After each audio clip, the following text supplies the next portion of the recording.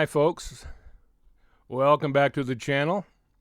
I will let you know right off the bat, this video is probably going to be very controversial. There's going to be some people who are going to say I shouldn't be talking about the things I'm going to talk about. But there are certain things that need to be said, there are some truths that need to be revealed, and I'm willing to stick my neck out and say them because I made a promise to Kiely in that dream where I talked to her. And I fully plan on keeping that promise. You know, I'm fully convinced this was not an accident. And I refuse to follow the phantoms and falsehoods so many are swallowing hook, line, and sinker. I honestly think I'm getting very close to who the main players were in this scenario, and I plan on exposing them and seeing that they are caught, tried, and convicted for the murder of Kiely Rodni. Now, on this new series about the Kiely Rodni case, I'm going to connect the dots. Connect the people who are connected to each other. Put the puzzle pieces all together, and once completed, maybe we'll be able to see the complete picture after I'm done. In going through this, I'm not going to be making accusations. I'm just going to be presenting facts. And I believe that if I present these puzzle pieces, those of you who aren't blindly following falsehoods will be able to put two and two together. The rest of you, I don't know. I think that a lot of you have lost the ability to do so. Now, in seeing how things have transpired, we've seen several main players constantly keeping themselves in the spotlight and spinning information, most of which has had people going down dead-end rabbit holes and chasing ghosts. Those of you who have ever been in law enforcement like me, these things are called distractions or diversions. And there's only one purpose for a distraction or diversion, and that's to keep those investigating from finding the truth, keeping them chasing other theories, other suspects, all the time attempting to lead them away from the real suspects and the real truth. Okay, so who are the main players we've seen connected with this case? Well, number one, Sammy, who, in my opinion, has displayed nothing but sociopathic behavior the whole time.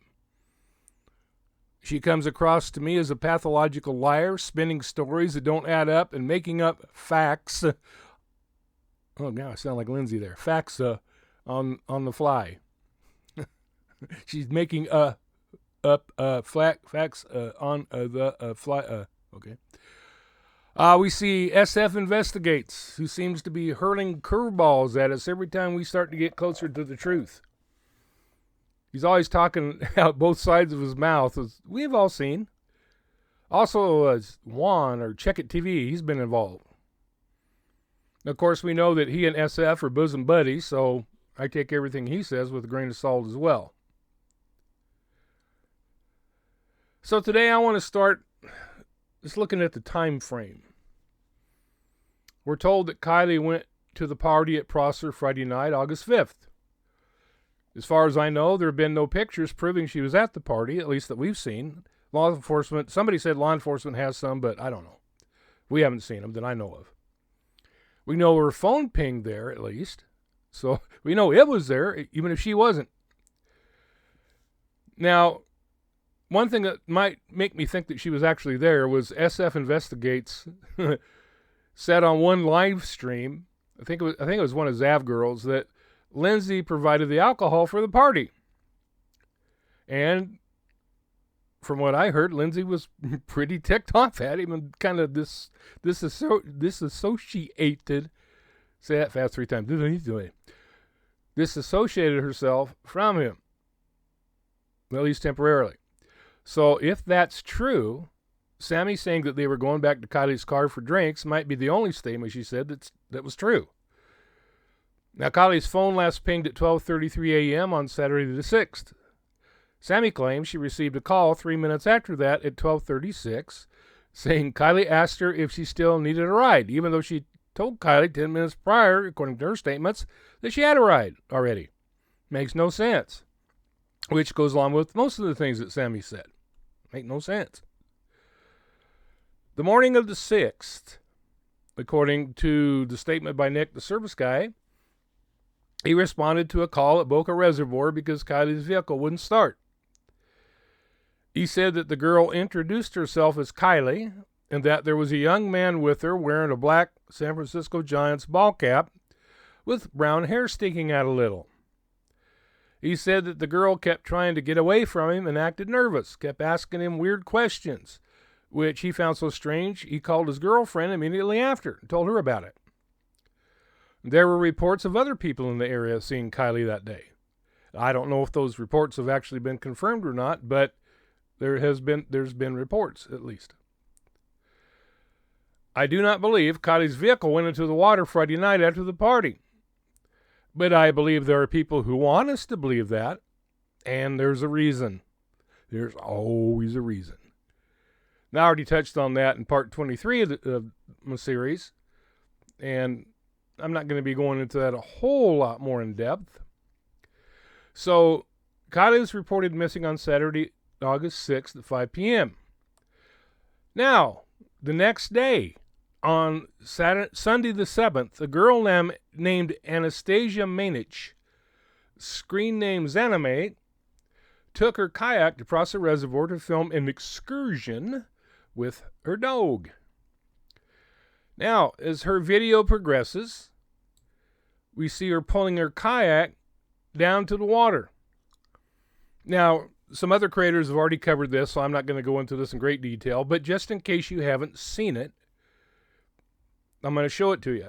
Now, she was walking down to the water. She reaches a certain point where she makes a sharp left turn. And if you look closely at the ground, you see this. Can you see it? There's an arrow drawn in the dirt, maybe made with a stick or something else,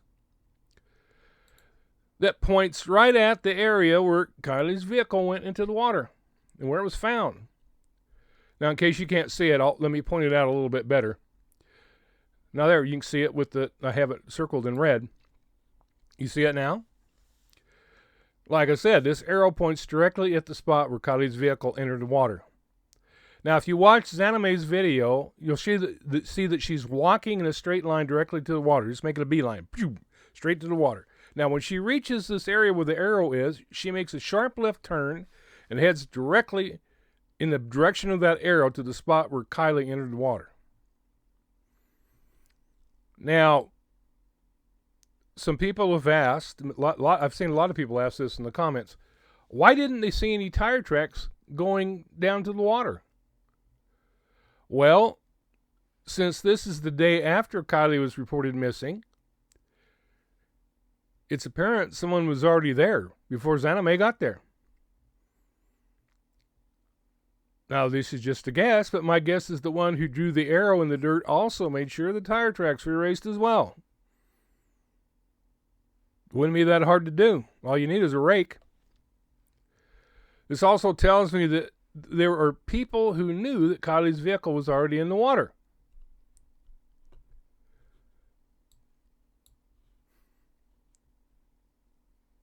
The question I have is, why did Anime deliberately film this video? One thing I find interesting is that when she goes to give her dog a treat, in the back of her vehicle, you can see what some call a sea scooter, which helps propel drivers underwater. You see it there on the right side. You see the motorized thing there with the motor. Now, the question we have to ask is this. Why did she make this video, which she would know shows the arrow pointing to the car as well as the sea scooter in the back of her vehicle?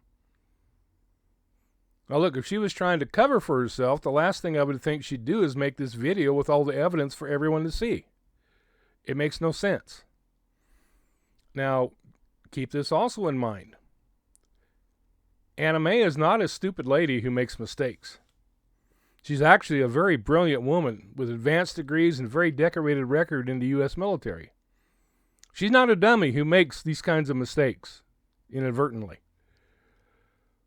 The one thing I do know, though, it's obvious whoever drew that arrow in the dirt knew exactly where Kiely's vehicle was. That's why I believe it went into the water sometime on Saturday, August 6th. Now, here's where it starts to get freaky. Do do do do do do do do. Welcome to the Twilight Zone. All right. Here she is.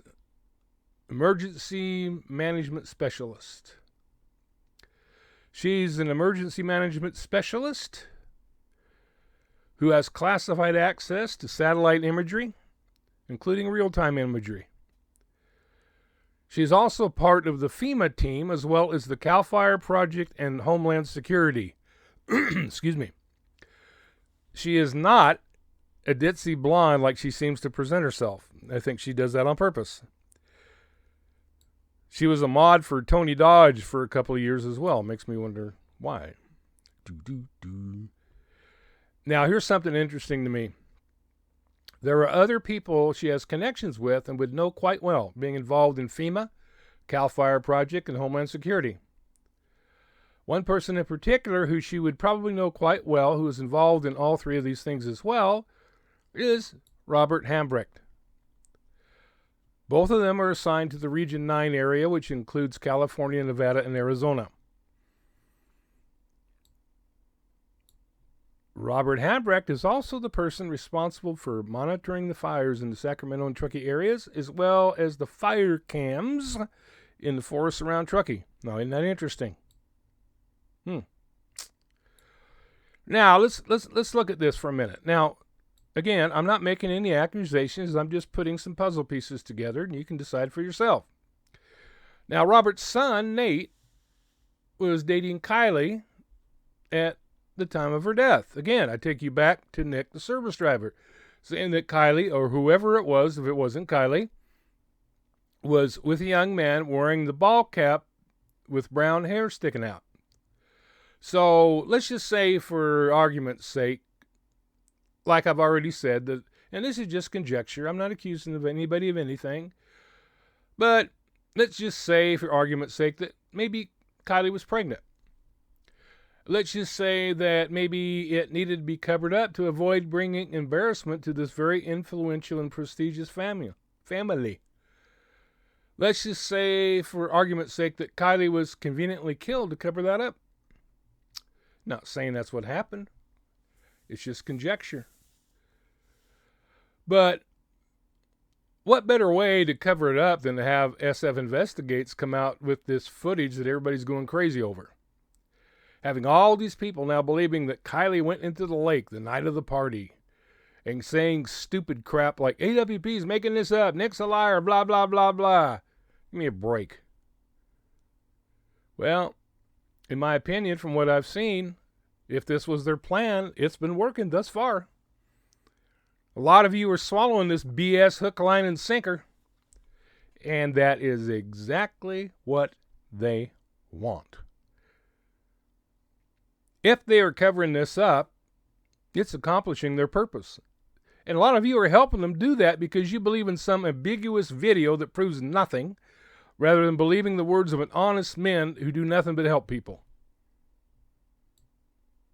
I mean, you mean to tell me you don't find it even a little bit strange that SF so conveniently comes out with this at this particular time? Really?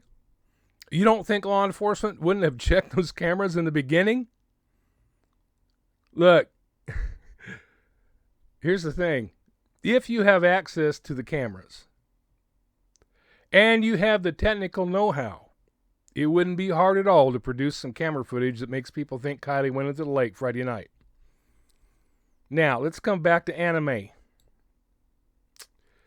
She is an expert in satellite imagery. She is an expert in videography and manipulating video. In her background report, it lists some of her skills, such as strategic planning, commercial photography, studio photography, digital photography, image editing, image manipulation, and other related skills. She would have the know-how, the access, and the skills to do whatever needed to be done with this footage. Now, I'm not accusing her. I'm not saying she did anything. I'm merely pointing out she had the skills to do so. I'm also pointing out her established association with Robert Hambrick and her obvious involvement in this case from the very beginning. There's an excursion right down to the site. Either of them would have the access needed to do whatever they wanted with this footage. Hang on just a second. I need a drink. Okay. On her Facebook account, it says this. Anastasia Mainich, CBRN Plans Analyst, HRF FEMA Region 9, and Homeland Response Force HRF California. About me, independent photography professional. Among skills, the one she lists, image manipulation. Isn't that funny? Now, if you want to keep believing that the cam footage is actually Kiely going into the lake the night of the party, or after the party, if you made up your mind, there's nothing I can do to help you. But unfortunately, in that case, there's nothing you can do to help Kiely because you've decided to believe an outright lie in something that's been manipulated and was manipulated for a specific reason. All right, folks, that's just one dot. And I really haven't covered it all that much in depth. I just basically gave you the scratching the surface version. I have a lot more. But I plan to go a little bit deeper in my future videos on this subject. And there are a lot more dots to connect. Now, I truly believe we'll connect those dots until it takes us straight to the killer. Look, people, deep down, you know damn well this was not an accident. Deep down, if you really search your heart, you know it was not an accident. Go back and watch the footage of how upset Doug Bishop was and how he was convinced that this was foul play. And I'm not talking about later interviews where I feel he said, well, it could be an accident just to kind of placate people. But he also made the statement, yeah, they can call it an accident, but nobody's going to believe it. Now go back to the recovery video and watch how upset and angry he was when he was in the boat and got that text. I mean, he's flat out ticked and disgusted. He was there. He felt the vibe. He saw the weirdness. That initial reaction that he had is what you go by. That's your gut. That's your gut telling you what the deal is. Look at Nick the diver's first reaction when he came out of the water and said, "It looks suspicious. Call the authorities." And look what he said in later interviews, saying that what they saw and heard made him think, no way this was an accident. They were there. They had firsthand testimony. They weren't reacting emotionally to some supposed cam footage that doesn't prove a damn thing other than it was manipulated. All right. Anyway, that's it for today, folks. Have a good one.